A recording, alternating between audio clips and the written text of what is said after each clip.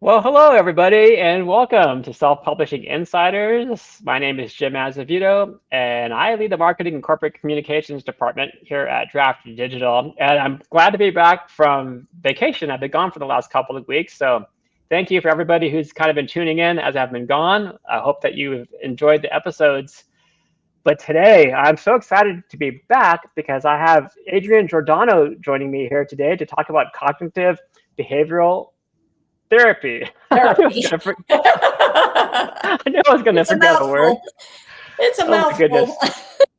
But this is such, we were talking backstage, and this is such a useful topic. I can't wait to get into it. So let me quickly read through your bio here, okay? Go ahead. So for those of you who don't know Adrienne, Adrienne is a certified life coach and USA Today best-selling author of over 40 novels. Adrienne's experience from over 30 years in writing, marketing, and client service helps her empower clients with personalized coaching that fosters growth and accountability. Welcome, Adrienne. Thanks so much for being Thank here. you. Yeah, thank you for having me. I'm excited to chat with you. Ah, it's our pleasure. So this is something that I think we all deal with, even people outside of this industry. So I'm curious, you've written more than 40 books and you work as a life coach for writers. What inspired you to combine your writing experience with cognitive behavioral therapy techniques in the first place? Well, it was actually kind of a happy accident Okay. because after, like, when we were talking backstage, I was saying after COVID, um, my anxiety level really went, Yeah. and just I was spending a lot of time waking up in the middle of the night, ruminating on things, and just tired all the time and trying to figure out how can I just get some sleep again. And Hmm. I I don't know if I what I was Googling or whatever. I was just researching ways to shut my mind down. And I actually found a fantastic app. I'm not pushing any apps, but Yeah. the Aura app, it's called Yeah. Heard of it. AURA. Yeah. And a lot of the tracks on there, they have therapists on there, they have life coaches on there. A lot of the tracks involve cognitive behavioral therapy. And it really, I found it so helpful. So yeah, once I got to understanding how powerful the tools could be, I started using them in my author girl world too. Wow. I mean, it must have really worked for you if you felt inspired to help others as well. Absolutely, absolutely. Yeah. I publishing, it's funny because I raised a baseball player. My son played baseball through college. He's actually Is now a that right? college coach. Hey, Yeah. He's now, that's right. that's impressive to go that far with Yeah. baseball. And he was a 4-year starter both in high school and college, right? Wow. So I have sat through literally thousands of baseball games because I tell people he picked up a bat when he was 2 and he has Yeah. not put one down yet, right? But baseball is, if you're not a baseball fan, it's a game of failure. And I tell Hmm. people publishing and baseball are very similar in that they both have a very high rate of failure, and you have to get comfortable with bad reviews, negative feedback, whatever it is. So, yeah, it's a game of failure. And we have to just mentally figure out how to manage that. Just saying that alone is helpful, at least to me, because once you realize that failure is part of the process, that's Yes. helpful. Like, it's not like, oh, I'm not a failure, I have to quit now. It's like, no, that's supposed to happen. Yeah, this is what it is. Right. Yeah. So with that, can you share a moment in your own career where you personally struggled with rejection or self-doubt, and then how you worked through it? Maybe prior to Sure. learning about CBT? Oh, yeah. For me, and to be totally honest with you, Jim, it is an ongoing struggle for me, right? I think this is an area Same. yeah, I think I will always struggle with this. So, I am constantly, I like to tell everybody I'm a work in progress when it comes to self-doubt. But Yeah. The one that stands out in my mind that it was really soul crushing. I Oh, Yeah, no, and it was a hard lesson. It was tough. A few years ago, I had the opportunity to to co-write. I can't even say who the author was because I had to sign an NDA. okay. The opportunity to work with a really big time author on co-writing a project. And it was the process. I learned so much in the process, but it took all summer, the process, because I had to, pitch ideas. I had to write sample, I had to give sample blurbs. I had to write sample pages. And it was probably, I'm thinking, a 6 or a 7-step process that I would get Okay. through each step. And they'd say, okay, now we need this from you. Now we need this. And I'll never forget it. I got it all the way to the last step. And actually, I was at a baseball tournament with my son. I was in the hotel when my agent called to tell me they rejected it. After I had gotten through all of that, and I feel like I was in that phase where I was like, oh my gosh, I think this is going to happen. And There was no feedback prior to that last step? no, the feedback was coming. I would get emails from this author, which was exciting in itself, that I was getting emails giving me feedback. Let's do this with Cole. Let's do this with, so that's why I say I will never regret the process, because I learned so much. But in the end, it just didn't fly. And it was probably the only time I ever cried over a rejection. I was standing in the vestibule of this hotel, Oh no. sobbing. I was like, oh my gosh, I can't believe this just happened. So yeah, it was rough. And I mean, I still, just talking about it, I still get oh gosh, that could have been such a career changing moment, but Yeah. Oh, for yeah, sure. So yeah, how did you work through it? Was that before you discovered it CBT too? was. Yeah, it was Okay. before. It happened probably right before COVID, I'm thinking. Um, I have always, from the beginning of this writing gig, I give myself one day to feel bad about it. And then I have to move on. I have to do something to move forward, because because I tend to ruminate on things and I tend to be a worrier. Yeah. If I allow myself too much time to think about it, I'll never write another word. So I just have to do something to push myself forward. Okay. I'm guilty of that too. I will beat myself up over something that happened, or if there's negative Yeah, feedback. But I've learned after years and years and years of going through this, hey, the red ink isn't that bad anymore. Just it's part of the right. whole process. Um, Yeah. can we can we can we set a foundation here a bit, Adrienne? Can you Yeah. kind of define what CBT is? Let's do that for everybody, just kind of in plain Yeah. English for everybody, especially our creative audience out here. And then after that, I'm dying to get into the ABC model. Okay. No, Sound good? perfect. So it Okay. sounds good. So CBT, again, cognitive behavioral therapy. It's a mouthful. It's a type of psychotherapy, and I'm simplifying this, right? It focuses on your thoughts, your feelings, and your behaviors.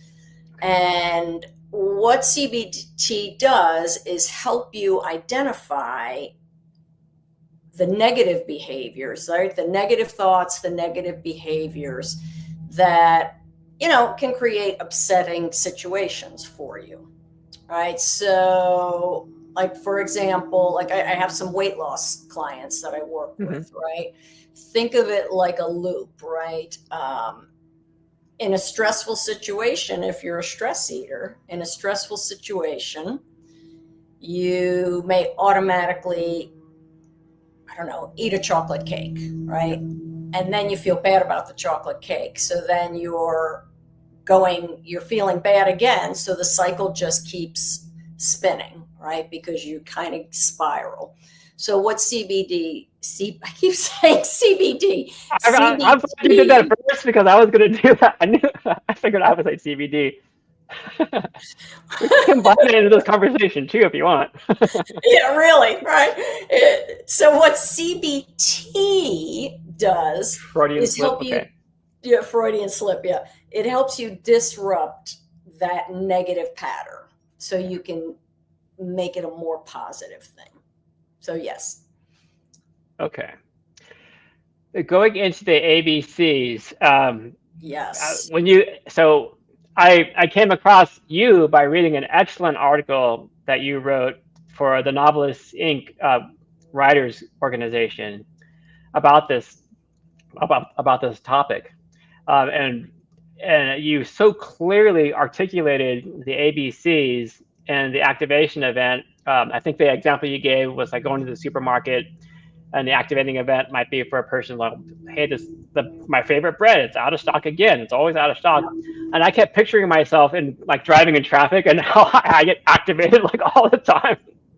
Yep. But I digress. Yeah. Can you describe the ABC method?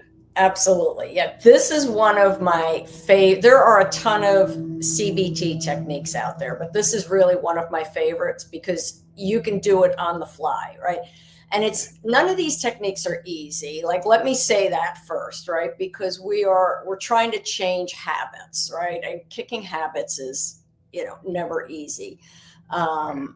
So what ABC is, the A stands for activating event. Okay. The B stands for belief. So what we believe about the event. And then C is the consequences, right? So what are the consequences of our beliefs about that event? So in the article, I use the example of writer Bob, right? Writer Bob, the activating event, think of it as a trigger.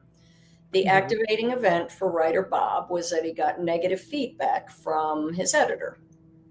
So his belief about that negative feedback was, oh, I guess I'll just never be a good writer. I'm just not good enough. Yeah. Right. And then the consequence of that is Bob feels defeated and he loses confidence and he just figures, you know what, I'm not even going to bother editing it because I'll never be a good writer. So if we can flip that, right, and have the activating event still be that he gets the negative feedback, but if we can kind of intercept the negative thought and get to a place where we think, okay, this feedback is not great, but maybe it'll make me better, right? Maybe it'll help me learn a different writing technique, whatever. Then the consequence is Bob feels a little more motivated, right? Because he's like, okay, maybe I'll learn from this. So maybe the difference is he feels like, all right, let me dig in and see what I can do with this. Okay. Does that make sense? It makes perfect sense. That can be easier said than done sometimes. Absolutely. Absolutely. Yeah, the trick is like, and again, these techniques it's like anything else, right? It takes practice. Yes. And because I suffer from like these negative looping thoughts myself, sometimes the hardest part is catching myself. And that's where, I brought up the loaf of bread, right? If you can practice it in your everyday life, right? When you're out in traffic and somebody blows by you, instead of like the stream of swear words that fly out of our mouths, it's, you know what? Maybe he's in a rush to get somewhere. He has an emergency, right? That he's got to get to. So it's really like I make it a game with myself to see like, okay, how many negative thoughts can I catch myself in each day? Yeah. Yeah, and my Because daughter's threatening to, she's in fifth grade and she's threatening to like, start taking a payment every time I have one of yeah, these things slip out as I'm driving her to school in the yeah. mornings. And I'm not that bad, but there's room for improvement there. But Absolutely. I think as humans, we're hardwired. I mean, there's science out there that says 80% of our thoughts are negative, right? So 80%. Wow. 80%, there's science. It blew my mind too the first time I That is saw mind blowing. it. So think about how, I mean, we're thinking all day long, thousands and thousands of thoughts. So 80% of them are negative. It's easy to kind of fall into that spiral. For sure. That's why groups like this, all of our little community here, I think are so important because we can help lift each other up and let each other know it's okay. We're all in this together. Yep. Take a breath. Yep. Adrienne, let me bring up a quick comment from one of our audience members here, and I think it's perfect Yeah. at this time. This is from Layla. Hi, Layla. Hi, Uh, Layla. Layla asks or says, people say reviews are for readers, and the best thing authors can do is not get caught up in the negative reviews. What do you think is the best way to not get bogged down in reviews? Yeah.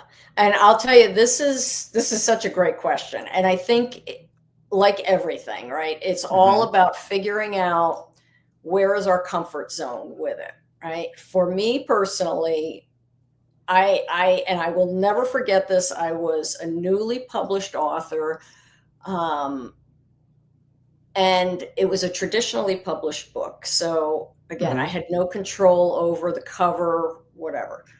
Well, I got a 1-star review from someone, and I was like, wow, 1 star, that's brutal, right? So Yeah. I thought, let me look and see. And she put in the review, I actually copied the review and I have it like on my computer somewhere. She loved the story, but she hated the cover, and I was so upset because I have no control over the cover, right? So at that moment, I decided I won't go into the weeds on my reviews anymore. I will look at the number of stars just to see, okay, average stars, 4.3 or whatever, Mm-hmm. but I will not read them like one by one anymore. Or if I need a blurb, I'll stick to just the 5-star reviews or something like that. But for me personally, I Mm-hmm. know I have to self protect with that. So I can't get too far into the weeds on the reviews. Yeah. That's good advice. I understand that. Do you ever read reviews? Do you ever look at any of those negative reviews for tidbits of information that might be helpful, or have you found that, what, it's just not useful to me at all? And I only I ask that because I've heard some authors say, well, sometimes it's useful going through those, but I feel like the absolutely, yeah, majority say, well, no, because it could just lead you down the spiral. Is there some middle right. ground there? And again, that's why I say we all have to find our sweet spot on this, our Yeah. comfort zone. For me, I have beta readers. I put on my indie published stuff specifically. Um, I do a tremendous amount of editing. I have 2 excellent editors. I have a content editor and I have a copy editor. Okay. Um, my copy editor is almost like a secondary content editor. She has caught things that I'm like, how did you catch this? Right? Like, really good. So for me, I go into it knowing that I have had enough eyeballs on it Mm-hmm. that I'm comfortable with it. I'm confident about it. So yeah, for me, I just can't get too, like I said, I can't get too far into the weeds with the reviews because it messes with my head. Yeah. Yeah. Okay. Okay. That makes perfect sense. I would feel the same way. Yeah. I could be very sensitive sometimes. I think a lot of Absolutely. creatives suffer from that. Absolutely. It takes a tremendous amount of courage to do what we do, Yeah. right? Because like I always use the example when I worked in corporate America, I never sat in a meeting where someone looked me straight in the face and said, your work stinks. Mm-hmm. You know, they might be thinking it, right? And Mm-hmm. sure, there were people that were not great to work with, but with writers, once we put our work out there, it's open for anyone to comment Yeah. on and to be really brutal about it. So I think we just have to know ourselves and know what our boundaries are and how do we self-protect. Okay. Yeah, it's funny because at work, I'm like, yeah, okay. Like with some things, I expect it to get ripped apart, and I'm looking forward to it because there are some things we just can't. We can't anticipate every little bit and piece of a particular project, for example. Right? But then when you put a piece of your soul out into the public Yeah, theater, hard. Yeah. that's Takes a that's hard. tremendous amount of courage, you know, like, and that's what I like to celebrate with authors is how many people say, oh, I want to write a book, and then how many people actually do it and get it published, whether traditionally or independently. It just takes a tremendous amount of courage to put our work out there, and I just want us to be able to celebrate that first and foremost. For sure. When it comes to reframing negative beliefs, we already kind of mentioned that it could be easier Yep. said than done.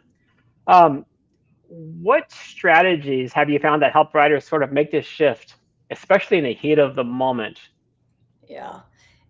I'll tell you the one that really got me, and it's a simple exercise, but again, it's identifying the negative patterns, right? So you can't fix it until you know you're doing it. And it was an article that I read somewhere where you wear an elastic band or a rubber band, depending on where you live, what you call it. You wear a rubber band on your wrist. Mm-hmm. And every time you have a negative thought, you snap your wrist, you snap the band. And what that does is it helps you realize, first of all, how many negative thoughts you're having. Yeah. And it helps you to practice the reframing. Because once you're aware of it, you're like, oh my gosh, it's not even lunch and I've snapped my wrist 15 times already. You know, I'm trying to laugh when you're going through this. So I'm like, oh, I'd have such a welt on my arm if I did that. But well, and what's funny is like I actually did. I was telling you before the show, my son played baseball all through college. yeah. I actually did. I created a mindset workshop for baseball Mm-hmm. players. So I was presenting it last year to a college baseball team. And this was one of the exercises I gave them. I said, for an entire day, you need to wear this rubber band on your wrist and snap. And the one kid was like, all right, well, what do you consider a negative thought?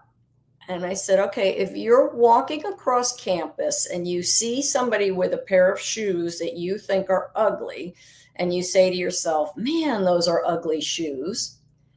I said, that's a negative thought. And he looked at me like his jaw dropped. He goes, that's a negative thought. I said, that's a negative thought, So yeah, it's a great exercise though. It really, but again, it helps you kind of tune into your patterns. For sure. Okay, so that kind of leads into this next question here.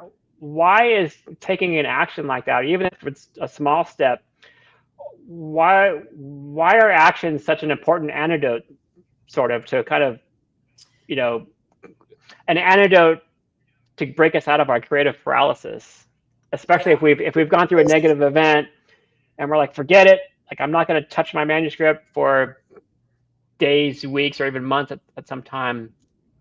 Why is just some kind of an action so important? Yeah, because it's like, think about breaking it down into little tiny pieces, right? When we're successful at things, it helps us build confidence, right? So when we can do something to move forward, it helps us at least start to build confidence again, right? So thinking about like the example with writer Bob, who got the harsh feedback. Mm-hmm. If we can look at it as, okay, this is all so overwhelming. but what if I just look at the first 3 pages and see what I can improve on those first 3 pages, right? So you do the first 3 pages, and then what happens? Like, how do you feel after you do the first 3 pages?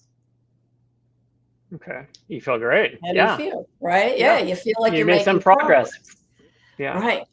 So for me, it's just about those little micro baby steps that you can take, because otherwise we'll just stay stuck, you know? Oh, for sure. Like, Um, especially if we say, well, I've got to write, everyone has their different benchmarks per day. I've got to yeah, write 1,000 words or 500 words. But if you're so stuck, then maybe even just 100 words can, right. at least that's some progress. It's better than nothing. Yes. Yeah. Yeah. I have a gal that I work with. Obviously I can't give too many details, but she had a major life change that she used to write 8 hours a day. And she had a major life change that prevented her from writing 8 hours a day. Hmm. And she kind of got to the point where she felt like, well, if I can't write for 8 hours, and she loved writing. And she felt like, well, if I can't write for 8 hours, like, why? Like, I just can't do this. I can't get a book done. Oh, And after we walked through it a little bit, she realized, okay, even if I can write for an hour a day, it's still something. And she sent me a note maybe 3 or 4 months later, and she said, I just finished a book. And it was just because she allowed herself to kind of break that negative thinking pattern that, hmm. okay, just because she can't write for 8 hours doesn't mean she can't write for 10 minutes or an hour or whatever Yeah. it is. Yeah. Yeah. And sometimes those little issues that come up in our lives, at least personally, I found that sometimes they're actually helpful because they put my day in little boxes of time, because I Yes. know, like, I've only got an hour right now because my daughter's coming home from school or whatever the case might be. So I have Right. to get this done now, like right now, and everything else has got to fall by the wayside.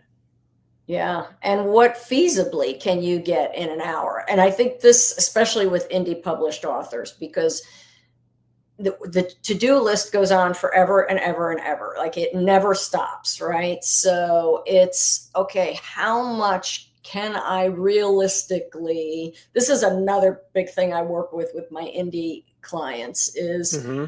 how much can you realistically get done in a day? And then Underscore when the you look, realistically.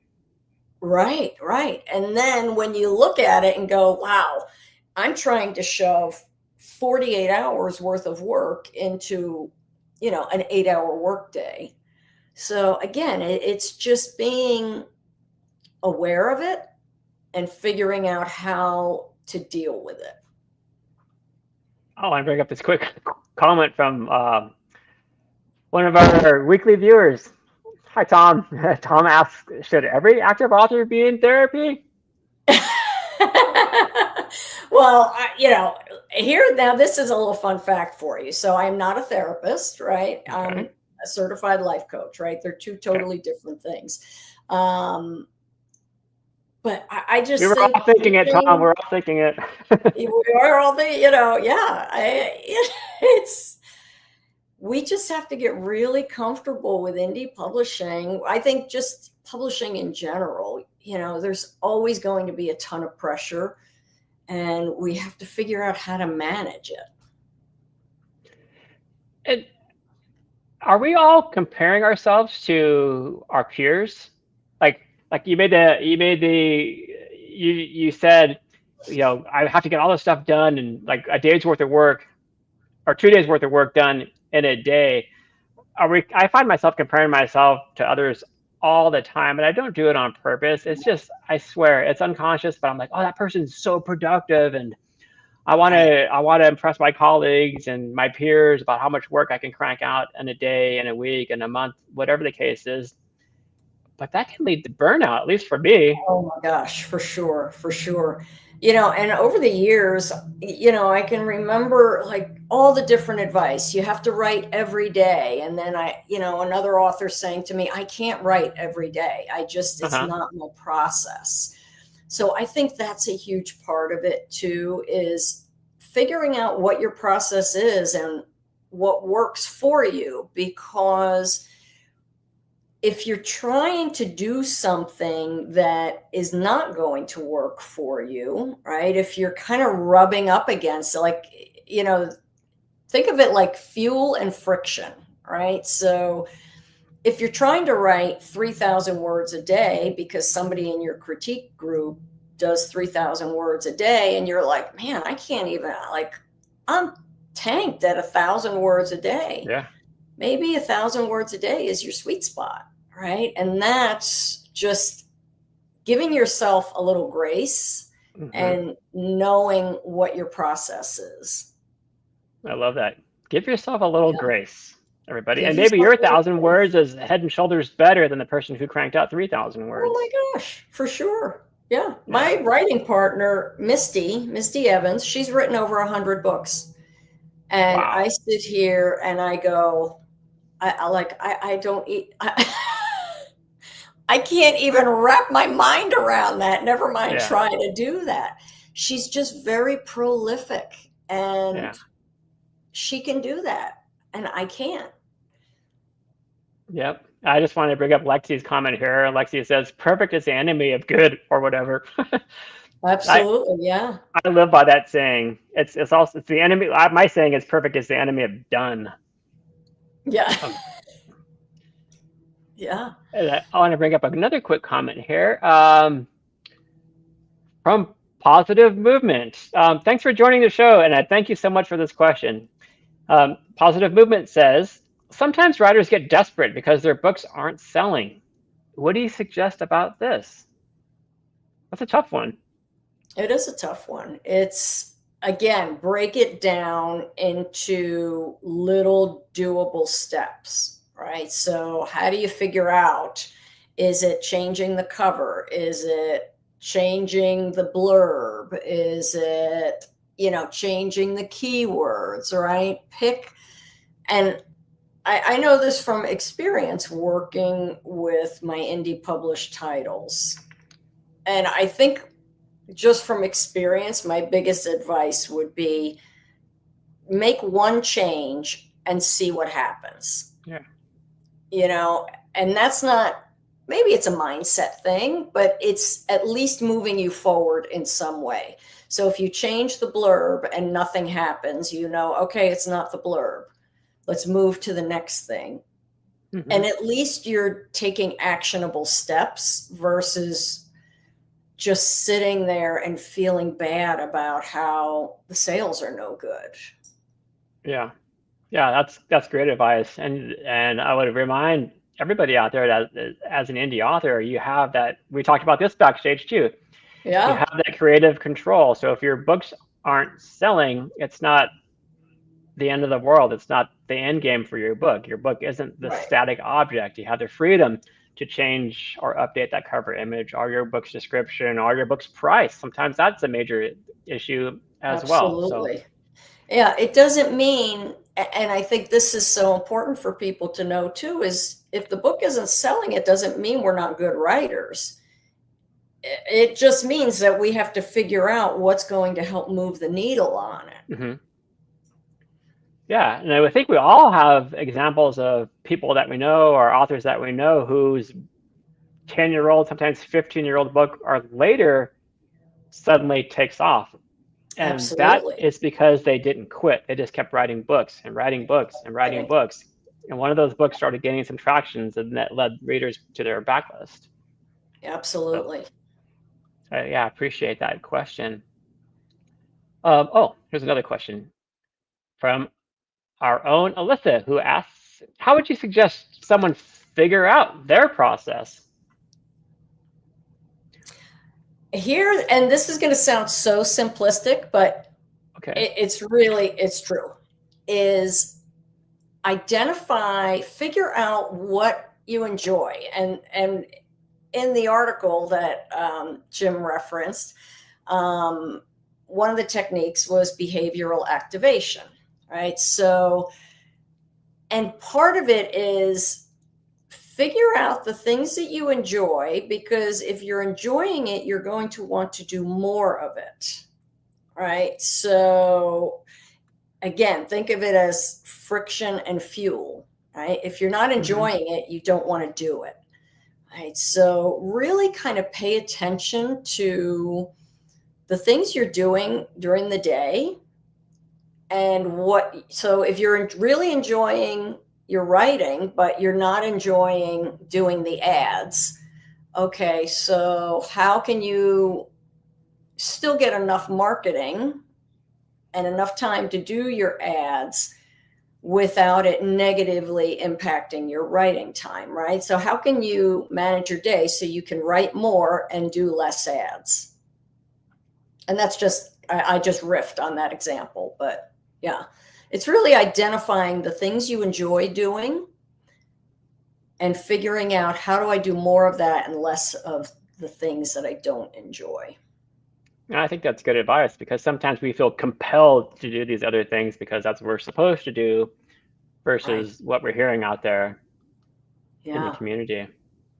And I mean, it's life, right? That we're always going to have things that we have to do that we don't enjoy, but can we find a way to make it more tolerable, I guess, is, how to approach it. And finding ways to make things more tolerable kind of leads me to this next question here. And that is kind of going back to the pandemic too, but just in our everyday lives here. And that's that many writers feel isolated or disconnected from a supportive community. Yep. So how do mindset tools like these help address the loneliness of the writing process, or can they help address the loneliness of the writing process? I do think they can help because, again, it helps us identify where our negative thoughts are leading us to, Mm-hmm. I don't want to say negative behaviors, but, leading us to be upset, right? So, again, figuring out using either the ABC technique and Mm-hmm. honestly, there are a ton of CBT tools out there that just help us learn about ourselves and what our tendencies are. And once we can identify that, we can figure out how to fix it, right? Not fix it, but how to make a change. Yeah. So, if we're a writer and we're lonely, okay, what do I need to do to change that? Is there, a writer's group I can join? Or, like, I know for me personally, I need to get out of my house every day. Same Whether here. it's just, yeah, whether it's just going for a walk or going to the store, I need that human interaction. Yeah. And it took me a long time to figure that out because I would get into kind of these funks Mm-hmm. and I realized, wow, I just need to get out of the house. Yeah, and for me, it's about like I have to move my body. Like I have to do some kind Yes. of physical exertion to feel better. Yeah. But it So, is, it's hard. It's deep introspective work just to figure out, like, all right, what is it that I need? What brings me joy? And how do I get more of that?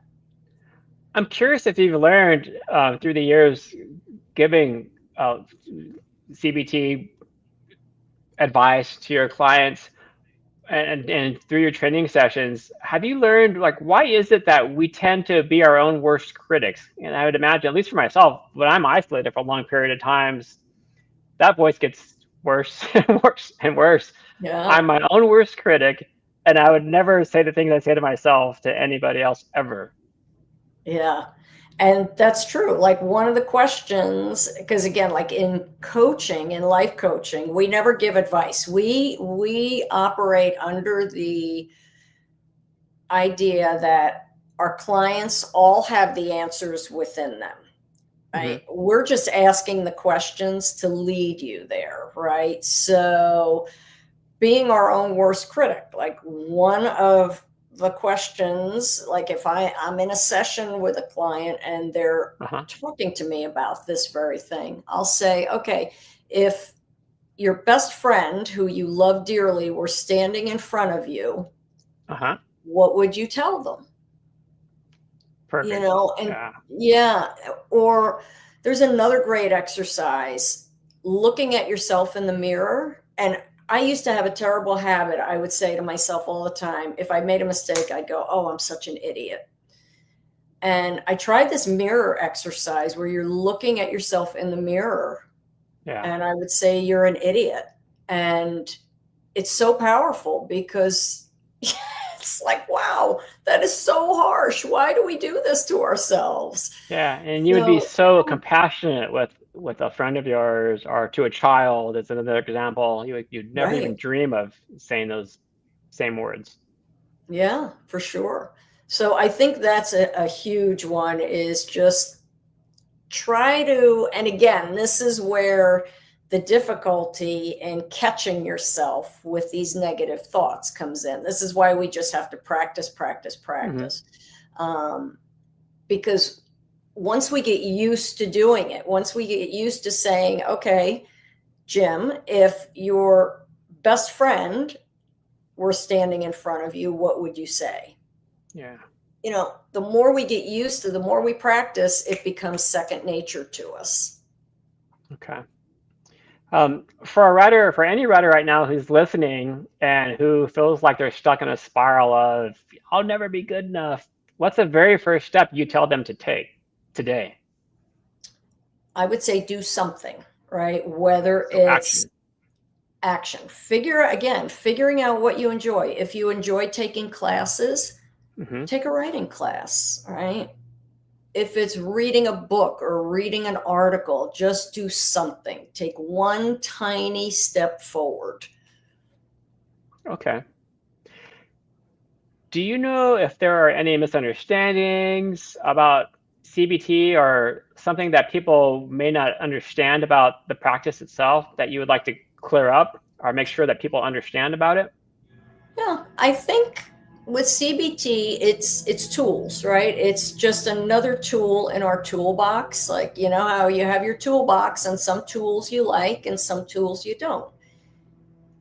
Again, it's about figuring out what we like, what works for us. Like for me personally, I like something that's quick. That's why I love the ABC technique, because I can do that in my head in the moment. You know, some tools are 3 pages long where you have to sit down and write that all out. And some people really enjoy that because it feels almost like journaling to them.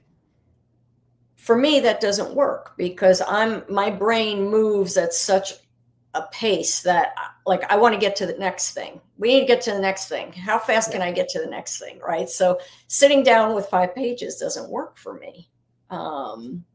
So again, I think it's just finding the tools that you enjoy, that you don't mind doing, and that help you. Okay. For me, the simplest thing I can do every day is just writing a to-do list. With the first item being write to-do list. Yes, got one done. Right. Got one done, check. Seriously, it's so ridiculously helpful to me. But I don't, I try to do it every day, but I don't. And when I don't, I feel like I'm just kind of all over the place, and it just helps me just really focus on one thing at a time. Well, and what I love about that is that you know that, right? You know it works for you. And that's the one thing when I'm working with authors that I find a lot, and even with myself, when they're in this phase where they're not like, oh, I can't get my pages done. And it's like, okay, well, think back to a time when everything was clicking for you. What was happening then? And is it happening now? And if not, why is it not happening now? And can you make that happen now? Right. So there's just all these fun things we can do to try and get ourselves out of these ruts. That's such a simple piece of advice, but it's actually so powerful too. Like, absolutely, on those seasons in our life where everything is going right, take a step back Like, what Yep. did you do just before that? What was going on in your life? Did you have vacation? Were you eating well? Were you getting enough sleep? And I find that every time things are going well, all of those things are in place. I found time to relax, or I found time to exercise, or I'm eating Absolutely. properly, or I've gotten enough sleep. But when I find myself kind of going off the rails, it always Yeah. comes down to lack of sleep and just being overwhelmed with I don't know, Absolutely. Yeah, because life. especially like sleep is so huge because what tends to happen when we don't have a good night's sleep? Oh, for me, everything goes off and Yeah, it's over. Like I start feeling overwhelmed. I feel very right. irritable. It affects Yeah. everything.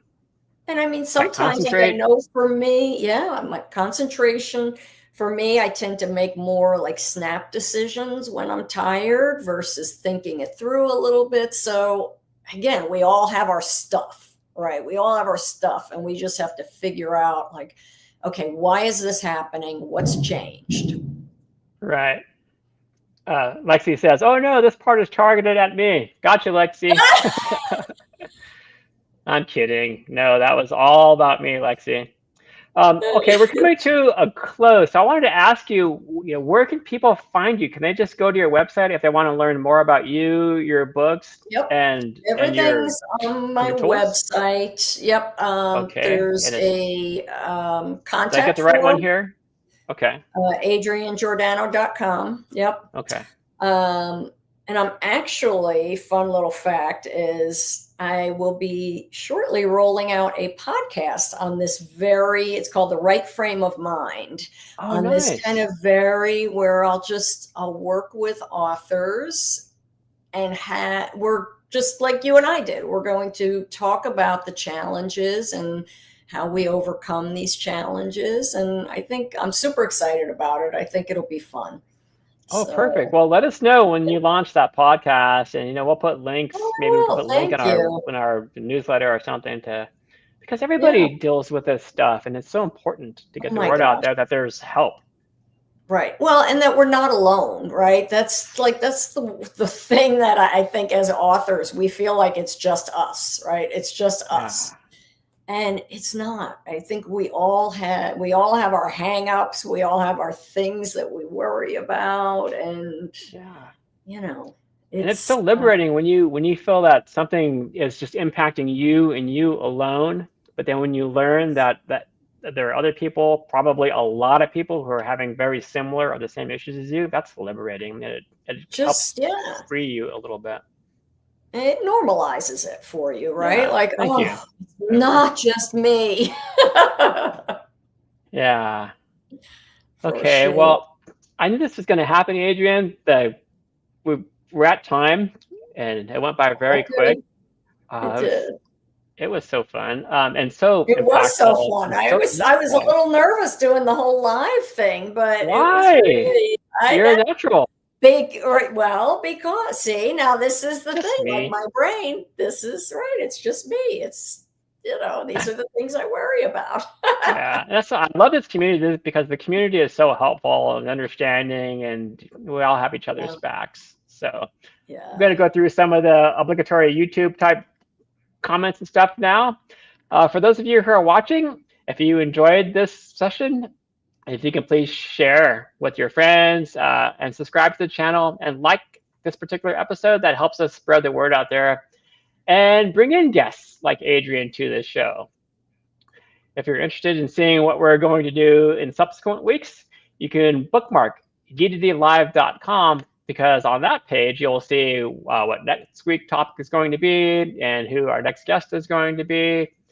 And finally, if you're sort of dipping your toes into the self-publishing waters out there, and you're thinking about maybe self-publishing for the first time, why not go to draft2digital.com and sign up for your free Draft2Digital account? We did it. So I want to We thank you did again, it. Adrienne, for taking some time away from writing to join us today. We really appreciate your Absolutely. insight and Yeah. expertise. And if anybody has questions on this CBD, again, I did it, Jim. I'm so CBT. glad it wasn't me. Feel free, there's a contact page on my website. Feel free to reach out. I have some worksheets and things I'd be happy to share. I did actually, there was an ABC worksheet in that NINC article that was a free download. I'd be happy to share that. So yeah. So good. Perfect. I'm glad you mentioned that. Yeah. Okay, and then for all of our viewers out there, you guys, thanks again for joining week in and week out. And I saw some new names in the audience today, so thank you for joining us. We hope that you enjoyed this episode. It's time for us to sign off. So I'll say thank you, everybody, and we hope to see you here next week. And Adrienne, if you want to hang out in the green room, maybe get a snack, I'll meet you back there in just a second. All right, sounds good. Bye, everybody. Bye, everybody. Thanks again. Ebooks are great, but there's just something about having your words in print. Something you can hold in your hands, put on a shelf, sign for a reader. That's why we created D2D Print, a print-on-demand service that was built for you. We have free, beautiful templates to give your book a pro look, and we can even convert your ebook cover into a full wraparound cover for print. So many options for you and your books. And you can get started right now at draftedigital.com.